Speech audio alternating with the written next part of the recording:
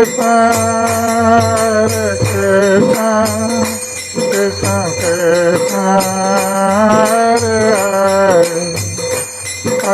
Rama, Rama, Rama Rama, Hare Hare. From Bhagavad Gita as it is, chapter 5, text 29, Karma Yoga, action in Krishna consciousness.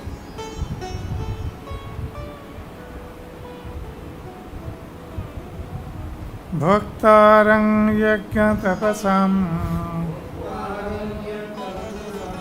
sarvaloka maheswaram shrudang sarvabhutanam jnata mang santim richyate. Bhaktarang yajna tapasam sarvaloka maheswaram shrudang sarvabhutanam jnata mang santim richyate. Bhaktarang yajna tapasam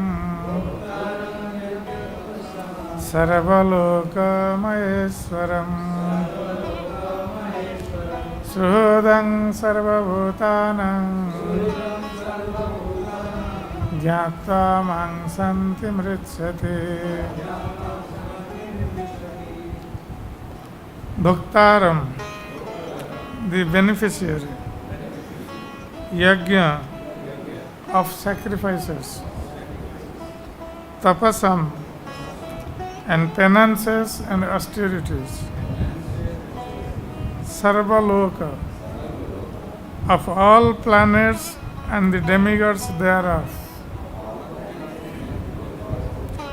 Maha Iswaram, the Supreme Lord, Sruhudam, the benefactor, Sarva, of all, Bhutanam, the living entities, Jnatva, thus knowing, Mam, me, Shantim, relief from material pangs, Richati, one achieves. Translation and purport by His Divine Grace, A.C. Bhaktivedanta Swami Srila Prabhupada. Translation. A person in full consciousness of me, knowing me to be the ultimate beneficiary of all sacrifices and austerities, the Supreme Lord of all planets and demigods, and the benefactor and well-wisher of all living entities, attains peace from the pangs of material miseries. Purport. The conditioned souls within the clutches of the illusory energy are all anxious to attain peace in this material world. But they do not know the formula for peace, which is explained in this part of the Bhagavad Gita. The greatest peace formula is simply this: Lord Krishna is the beneficiary in all human activities. Men should offer everything to the transcendental service of the Lord, because He is the proprietor of all planets and the demigods thereon. No one is greater than He. He is greater than the greatest of the demigods, Lord Shiva and Lord Brahma. In the Vedas, Shvetashvatara Upanishad 6.7, the Supreme Lord is described as Tang Iswaranang Paramang Maheswaram. Under the spell of illusion, living entities are trying to be lords of all they survey. But actually they are dominated by the material energy of the Lord. The Lord is the master of material nature, and the conditioned souls are under the stringent rules of material nature.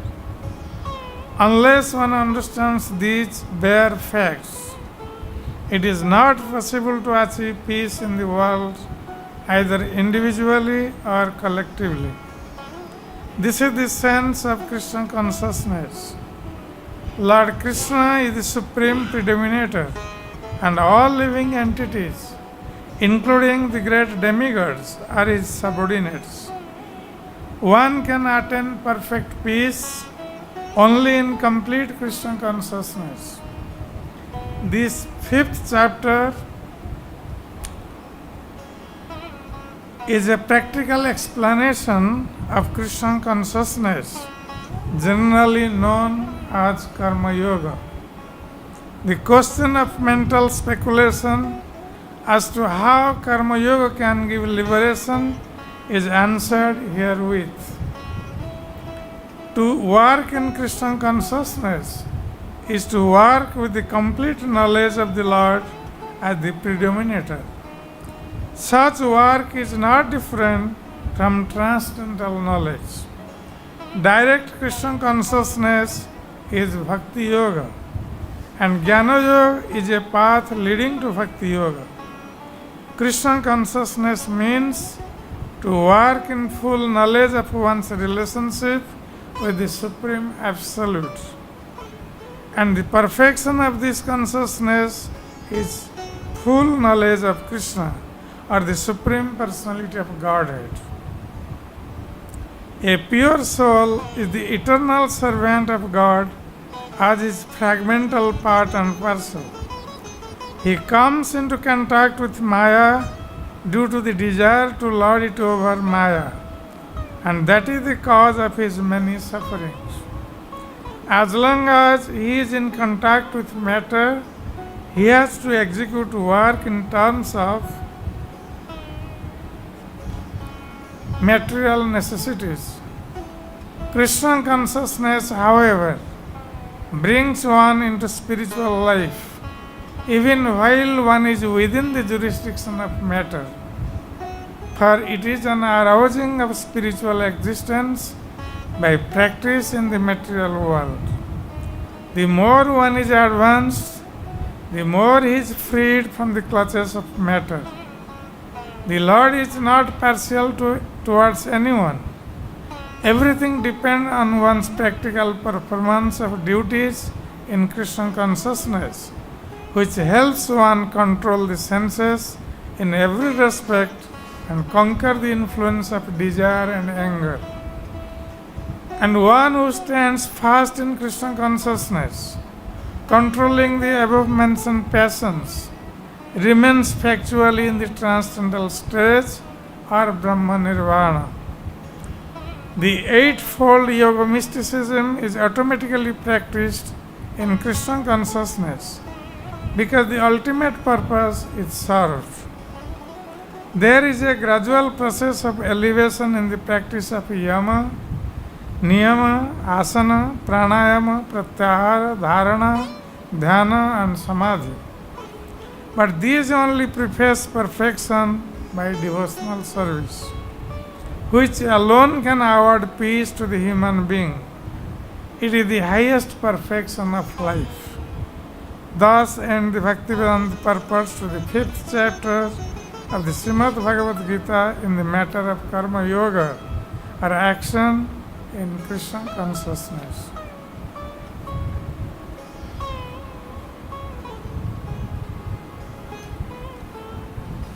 Om Jnanatimirandhasya Jnananjanasalakaya Chakshurvanmilitam Yena Tasmai Shri Gurave Namah.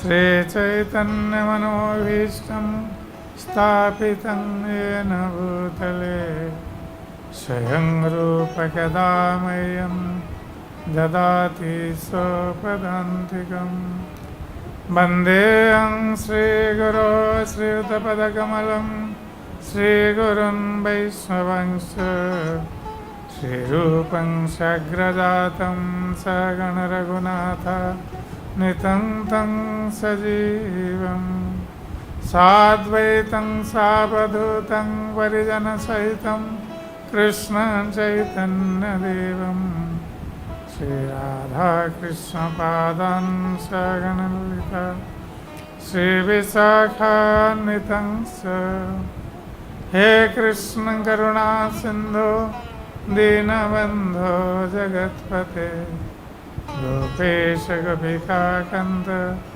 Radhakant नमस्तुते तप्त कंचन गौरंगी राधे वृंदावनेश्वरी वृषभानुसुते देवी प्रणमामि हरिप्रिये वंशाकल्पतरुभ्यश्च कृपा सिन्धुभ्यैव च पतितानां पावनेभ्यो वैष्णवेभ्यो नमो नमः नमो महावदान्नाय कृष्णप्रेमप्रदायते कृष्णाय कृष्णचैतन्य नमने गौरतिसे नमः जय श्री कृष्ण चैतन्य प्रभु नित्यानंद श्री अद्वैत गदाधर शिवासादि गौर भक्त वृंद हरे कृष्ण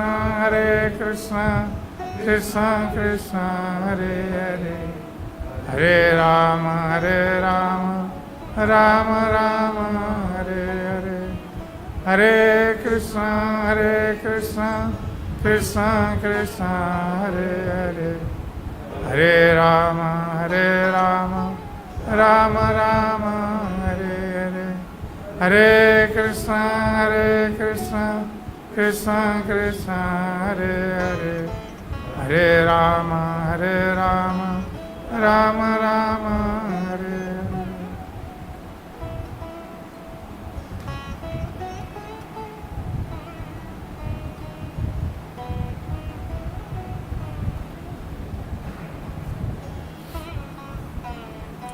भक्तारं यज्ञतपसां सर्वलोक महेश्वरं सुहृदं सर्वभूतानां ज्ञात्वा मां शान्तिमुच्यते. So here in this verse of Bhagavad Gita, Lord Krishna gives the peace formula. Everyone wants happiness in this material world. The living entities, those who are conditioned in this material world, they all want happiness. But without peace, there cannot be any happiness. That's why it is natural that everyone is looking for peace. How to become peaceful? Then only one can become happy in this material world. But though we are all looking for a peaceful situation, still we don't know how to become peaceful. To become peaceful, we may make different arrangements in this material world. We think that if we get so much money, then my material necessities will be fulfilled, then I can be very peaceful. Or someone may think that if I will have a nice family, then I can be very peaceful. I don't have to worry for any other thing. So we have so many conceptions to become peaceful in this material world. But as the days goes by, we realize that even if we have so much money with us, even we have our family, friends, relatives, we have all facilities to enjoy material life, still we are not peaceful. So, here Lord Krishna says, actually, in this material world, the conditioned living entities, they are living and trying to become peaceful and happy with a material concept of life. Because they are thinking that they are the enjoyers. They can enjoy this material nature. They can lord over this material nature. This is the misconception. Because this material nature, it does not belong to the living entities.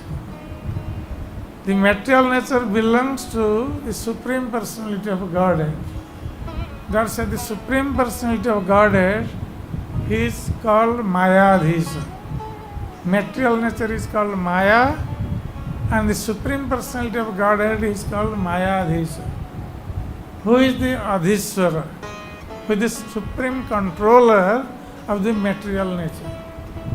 That's why in Bhagavad Gita, Lord Krishna says, Maya dhakshana prakriti suyate sacharacharam hetunanena kanteya jagadvi parivartate. So this material nature is working under my supervision. So the Lord is Mayadhisha. So the material nature is under the control of the Supreme Lord. So when the tiny living entities, they want to lord it over the material nature, they are in great trouble. Because no one can lord it over the material nature. That's why no one can become happy or peaceful in this material world. Because all the living entities, conditioned souls, they are controlled by the material nature. They are controlled by the three modes of material nature. And according to the modes, they are forced to act in this material world.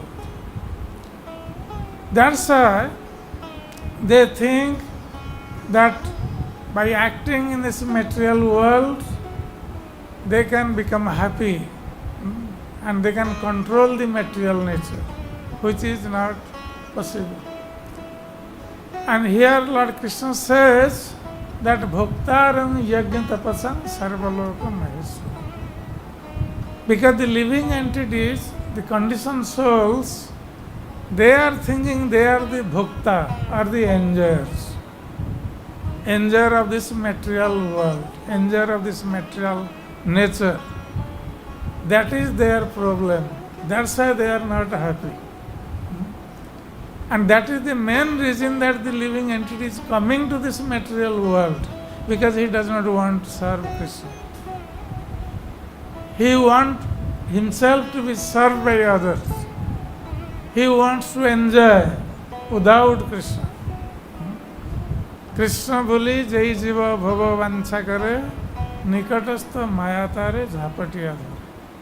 As soon as the living entity desires to enjoy without Krishna, then immediately the material nature is there to capture him.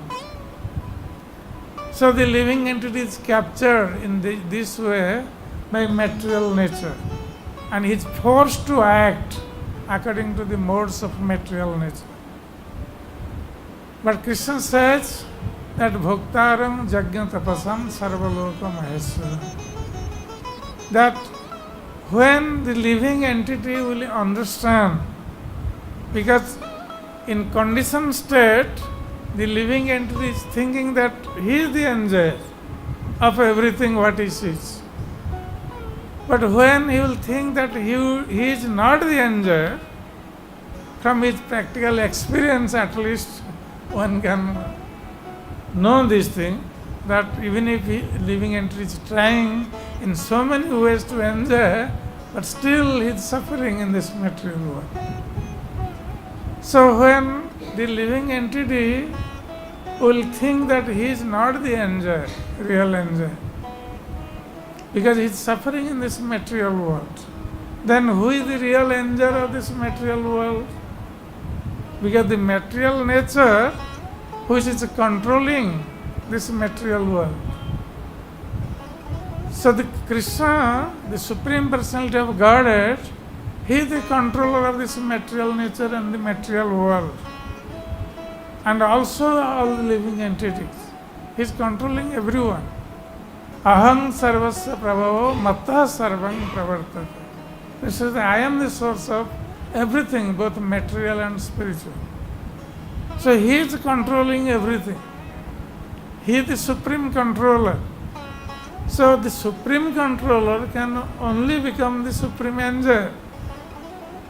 The living entity cannot be the supreme enjoyer. The living entity may enjoy a little bit here and there, but the living entity cannot be the supreme enjoyer. Krishna is the supreme enjoyer. But because of this misconception, the living entity is trying to enjoy in this material world, and that's why his endeavors are baffled again and again in this material world. So that's why Krishna says that when one will understand that I am Krishna, the Supreme Personality of Godhead, is the bhokta, the enjoyer or the beneficiary of all yajna and tapasya. Yajna, sacrifices, and tapasya, austerities. So here we see in the material world, the karmis, those who at least follow the Vedic principles. Those who do not follow the Vedic principles, there is no question of performing yajna or sacrifices. They don't perform any yajna. But those who are at least trying to follow the Vedic principles, so when they want to perform some sacrifices with some material motive, because generally the Vedas are under the three modes of material nature. And because the living entities are also in the three modes of material nature, to elevate the living entities, the Vedas have instructions to different kinds of people in different modes. So, in Vedas it has been stated that if someone can perform a particular type of sacrifice, he can be elevated to the heavenly planet. Specifically, it is said that there is a sacrifice called Sautraman sacrifice. So by doing that, one can be elevated to the heavenly planet. And we have some conception that if we are elevated to the heavenly planet, then we can become more happy in the heavenly planet. That's why in material world there is a conception that if someone goes to the heavenly planet after death, then his life is perfect. He has achieved perfection. That's why when we see someone leaves his body, generally people say, oh, he went to the heaven, Sargovas. He went to the heaven, because they are expecting that when one goes to the heaven, he can get all facilities to enjoy. Though they have no idea actually what happens in heaven, what type of enjoyment is there, and how long it lasts in heaven. People have no idea. That's why we see when Srila Vyasadeva wrote Mahabharata, of course there are two versions of Mahabharata. So the version which is presently available, so that version is a Vaishambhayan version of Mahabharata. Vaishambhayan was one of the disciples of Vyasadeva. So in his version, it says that the Pandavas, after retirement, they went to heaven. So sometimes our devotees, they ask this question, that Pandavas were all pure devotees of Krishna, then how is it that at the end they are supposed to go back to Krishna Loka, but they went to heaven? It has been described in Mahabharata. But we have to understand that this Mahabharata is written for the people, those who are in three modes of material nature. Those who only understand that a heavenly kingdom is the goal of life. For them, this is written that, they can understand that Pandavas went to heaven means they achieved the highest perfection.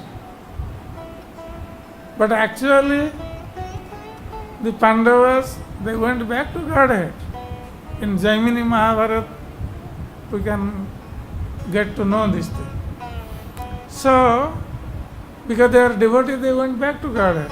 But people, they don't understand what is kingdom of God.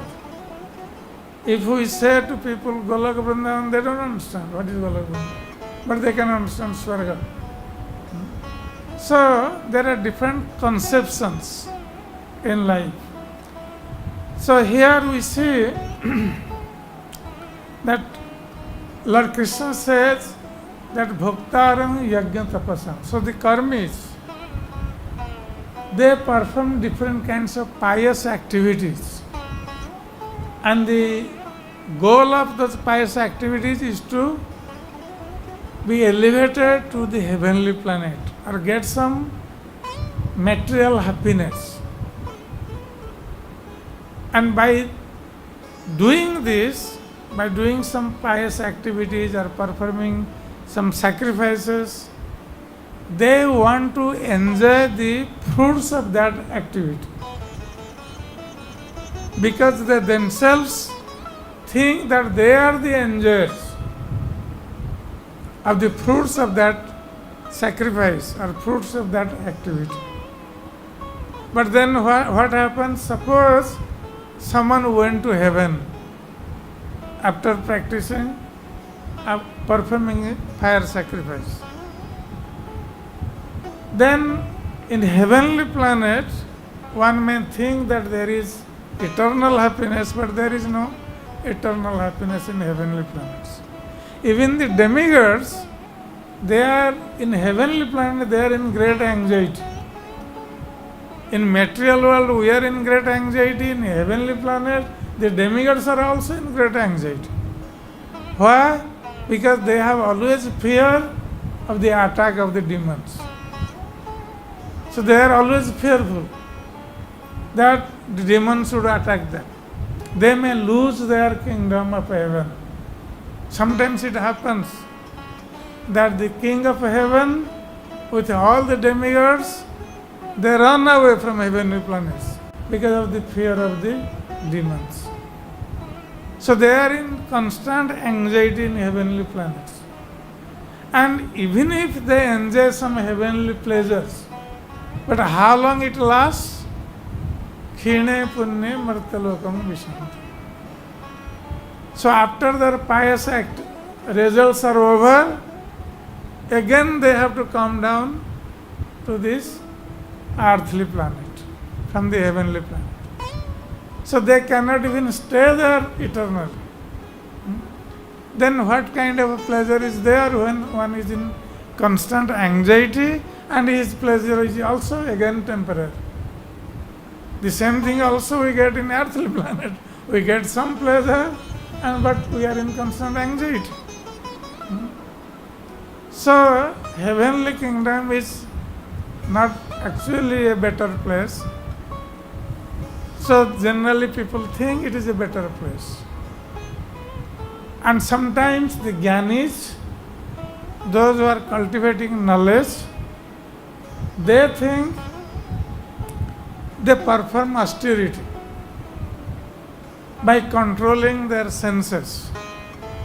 Because unless one controls his senses, one cannot concentrate his mind on the Supreme.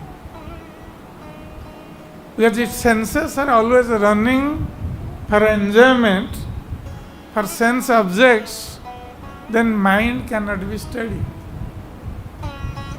And also in Bhagavad Gita, Arjuna said, Chanchalai manah Krishna pramathi balavadradam tasyaham nigraham manne bhayuriva sadiskar.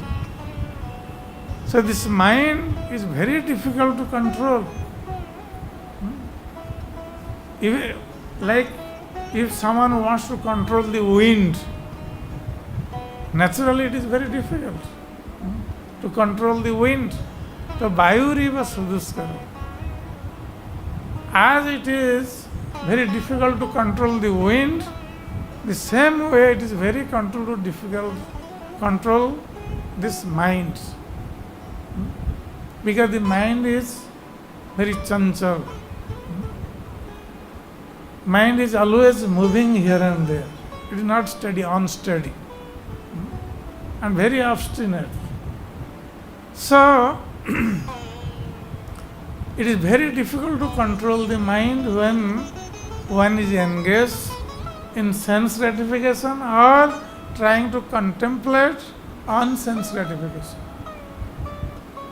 If someone's senses are running after sense objects, then it is very difficult to control the mind. And unless the mind is controlled, then one cannot cultivate spiritual knowledge. One cannot concentrate on the Supreme. Then all his endeavors will be failed. So, the Jnanis are the persons, those who are cultivating knowledge, they try to perform austerity by controlling their senses. And in that way they try to control their mind and then try to concentrate on the Supreme. So this is their practice. But even among the Jnanis or those who are cultivating knowledge, they have so many different conceptions. The actual Jnani or a person in real knowledge will perform Bhakti Yoga. Because Krishna says in Bhagavad Gita, Bahunang Janmanang Vante Jnanavana Mang Prapadyate. After many births, many lifetimes, anyone who is in real knowledge will surrender unto me.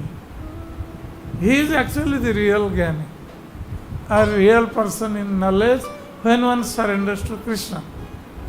But there are so many so-called Jnanis or so-called people, those who are cultivating knowledge, they think the Supreme Person is impersonal. He has no form. That's why they want to merge with that impersonal feature of the Lord. So their jnana or knowledge is imperfect. Krishna says, Avyaktam Vyaktimaparnam Manyate Mang Abhuddhaya. Krishna says these people are very foolish. Those who think that initially I was unmanifested, Avyakta. They think I was impersonal, Avyakta, unmanifested, and now I became manifested, became personal, attained personality. So they are abhuddha. They are very less intelligent. So this type of jnanis are the person in knowledge, though they perform different kinds of austerity to control their mind, but their endeavor attains failure at the end, unless they come to the platform of devotional service or surrendering to the lotus feet of Krishna. So generally it happens that the karmis, they perform sacrifices to attain a higher platform for material enjoyment. The jnanis, they perform because the yajna sacrifices are done by the karmis and tapasya is done by the jnanis or those who are in knowledge or cultivating knowledge. So Krishna says that they will attain failure until they understand that I, the Supreme Personality of Godhead Krishna, is the enjoyer of all sacrifices and all austerities. If someone is performing sacrifices, Krishna is called Yajna. He is Yajna Purusha. That means the aim of the sacrifice should be to satisfy Lord Krishna only. That is the perfection of sacrifice. The aim of performing austerity should be to think of Krishna, the personal feature of Krishna, to serve Krishna, to perform devotional service of Krishna. That is the perfection of austerity. That's why it has been stated that आराधितो जदि हरि तपसा ततोके नाराधितो जदि हरि तपसा ततोके. If someone is not worshipping Hari, then what is the use of his tapasya, austerities? It is all useless endeavor, wastage of time.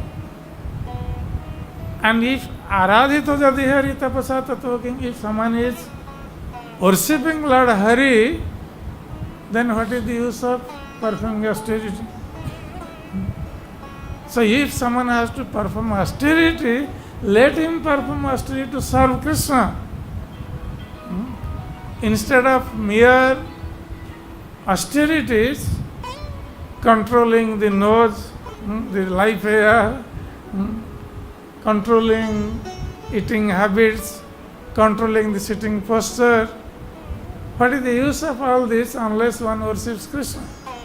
And if someone is worshipping Krishna and serving Krishna, then what is the use of doing all these things? So, if someone wants perfection in his life, then let him perform austerity to serve Krishna. Let him perform sacrifice to satisfy Lord Krishna. And what is the greatest sacrifice in this age of Kali? Hare Krishna, Krishna Krishna, Hare Hare, Hare Rama, Rama Rama, Hare. Jagyanam japa jagyosmi. Krishna says in Bhagavad Gita that among all sacrifices, I am japa jagya, chanting the holy name of Hari. So Krishna says, I am that. This is japa jagya. So if someone is not chanting the Lord's holy name, what is the use of performing so many kinds of sacrifices? Because when one performs sacrifices, there must be some faults. That is natural. That's how when Bali Maharaj was performing sacrifices and Lord Bamandev went there to break 3 steps of land. And we know what happened, how Bali Maharaj promised to give 3 steps of land, though his Guru Sukracharya advised him not to do so. But anyway, Bali Maharaj was a devotee, so whatever he promised, he gave to Lord Bamandev. And even Lord Bamandev took away the entire planetary systems, lower and upper planetary systems. And he had to take another step, 3rd step, and Bali Maharaj had nothing to offer. So Lord Bamandev even arrested Bali Maharaj.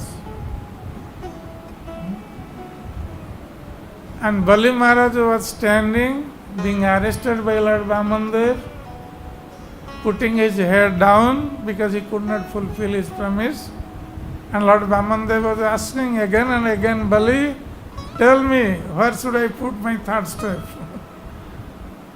So Bali Maharaj at last told Lord Vamandev that, my dear Lord, you have taken away everything from me.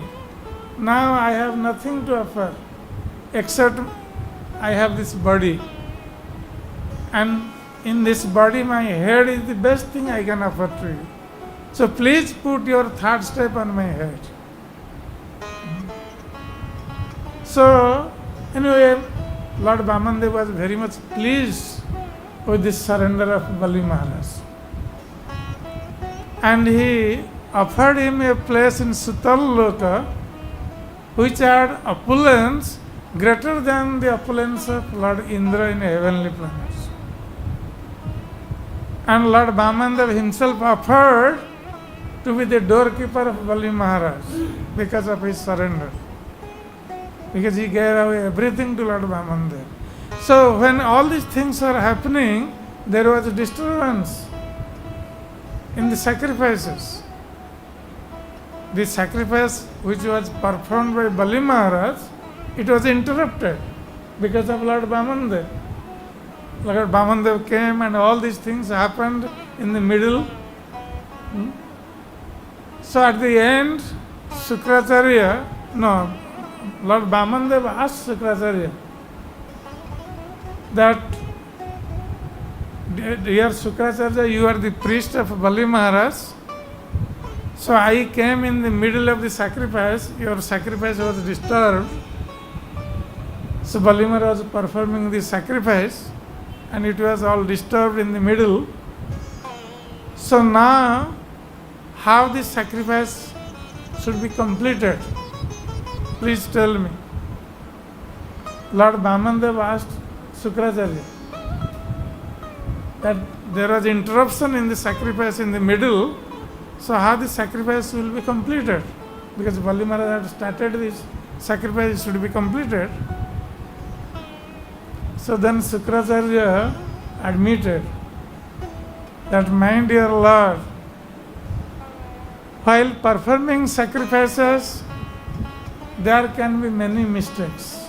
While chanting the mantras or while offering oblations, there can be so many mistakes. Even if the priests are very, very careful, still there would be many mistakes. So then, how the sacrifice would attain perfection? Then Sukracharya himself admitted that, my dear Lord,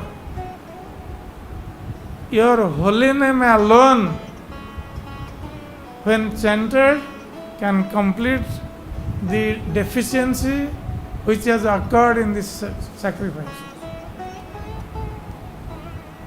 So the chanting of the holy name of the Lord can fulfill all the deficiency in the sacrifices or any ritual we perform. That's why when this Krishna Balaram temple was opened, that time Srila Prabhupada though invited the local priests to perform the rituals, but he ordered the devotees to continue chanting the holy name of the Lord. He said that will bring perfection. That will invite the Lord to come to this temple. The holy name of the Lord. So, here that's why Krishna says that I am the enjoyer of all sacrifices and austerities. When one will understand this simple fact, because why I am the enjoyer of all sacrifices and austerities? Sarvaloka Maheswara. I am the supreme controller of all the controllers of this material planetary systems. So there are so many demigods. They are also called Ishvara. Ishvara means controller. And among the demigods, Lord Brahma and Lord Shiva, they are the chief ones. But Krishna says, even I am the controller of Lord Brahma and Shiva. Maheswara, supreme controller, Sarvaloka Maheswara. So since Krishna is the supreme controller, then his supposed to be the enjoyer of all sacrifices and austerities. We are not the enjoyer of all sacrifices and austerities. As we are part and parcel of Krishna, that's how we are servants of Krishna. We can only serve Krishna and please Him through sacrifices and austerities, through devotional service. Then only we can become happy when we understand our real, eternal, constitutional position. Jivera Sarupa hai Krishna Nityadas. But when we don't understand this and try to become enjoyer, then naturally we will suffer in this material world. We can never become peaceful and we can never become happy. So Krishna says, Sarva Loka Maheswaram. So I am the supreme controller of all the planetary systems, of all the demigods, even the controller of Lord Brahma and Shiva. And at the same time, Krishna says, Sruhudang Sarvabhutana. And because I am Sruhut Sarvabhutana, I am the well-wishing friend of all living entities. So here we see in material world, we think, oh, I have my family, I have my family members, I have my friends, I have my relatives. So when I am in trouble, they all will help me. So we feel ourselves very peaceful that I have my family. So we get the solace. My relatives, friends, I have money. So I am in a well-situated position. But actually in this material world, what is our relationship? If we analyze our relationship of this material world, it is all based on self-interest. When the self-interest is no more there, then the friends become foes. Immediately. That's how we see. Today they are very intimate friends. Tomorrow they will become enemies. It happens. Sometimes we see even in family, husband, wife, they are living nicely, then suddenly something happens, then there is divorce, there is quarrel among them. They become the greatest enemies. Same thing with the father and son. So, friends, relatives, all these things are happening in this material world. That's why Prabhupada, in one of his lectures, he said, there are 3 types of friends. One type of friend which is called Bandhu. This Bandhu, this is the official position of a friend. So we say Bandhu means friend, relative. So that position one attains because it is an official position means sometimes there is marriage in another family. So some relation is established. That is official relationship. So when we say, I have relatives, bandhu, they will help me.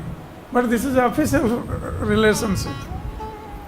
And the same people, if their self-interest is hurt, then instead of helping us, they will become our enemy.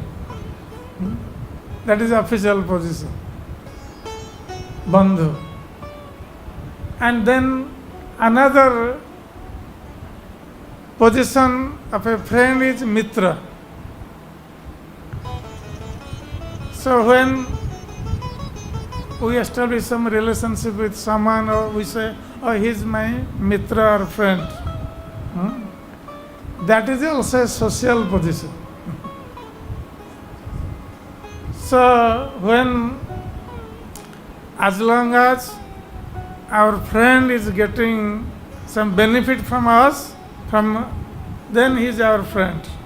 As soon as his interest is self-interest is no more there, it is hurt, then immediately he becomes enemy. It happens. We have so many friends in society. Today they are friends, tomorrow they become greatest enemy. Sometimes they kill each other. It happens. So they are actually not real well-wishing friend or relatives. They don't want our benefit, they want their benefit only. That's why Krishna here used the word Suhrut. Suhrut means well-wishing friend, who wishes good or good fortune for his friend, always thinking about the friend, how he can live happily, how everything will be auspicious for him. That is the real friend. That is called Suhrut, well-wishing friend. Instead of thinking himself for his own interest, if that friend is thinking the interest of his friend, that how he can become happy, how everything will be auspicious for him, then he is real Suhrut. And who can be Suhrut in this material world? The real Suhrut? Only Krishna.